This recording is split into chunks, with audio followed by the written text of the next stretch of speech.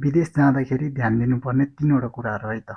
सबैभन्दा 1 नम्बरमा छ हामीले छानेको मेन पावर सक्कली हो कि नक्कली हो पहिचान गर्ने। त्यसको लागि त्यो मेन पावर वैदेशिक रोजगार विभागमा दर्ता छ कि छैन भनेर वैदेशिक रोजगारको अफिसियल वेबसाइट DOFE मा गएर त्यो मेन पावर सक्रिय छ कि निष्क्रिय छ कि कुनै केसहरू परेर चाहिँ कालो सूचीमा छ कि राम्रोसँग चेक गर्ने। 2 नम्बरमा चाहिँ हामीले बुझाएको पैसाको जहिले पनि रसिदहरू लिने।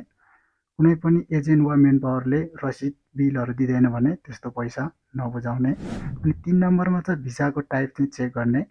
वैदेशिक रोजगारमा जानको लागि जहिले पनि वर्किङ भिसामा जाने। भिजिटमा गएर उता कामलाई दिन्छु भन्छ भने त्यस्तो भिसाहरूमा नजाने। राम्रोसँग श्रम गरेर ओरिएन्टेसन क्लासहरू बसेर अनि कन्ट्र्याक्ट पेपरहरू राम्रोसँग हेरेर साइन गर्न मात्रै जाने। यस्तो गर्नुभयो भने तपाईँ लगभग फस्ने सम्भावनाबाट बस्नुहुन्छ है त।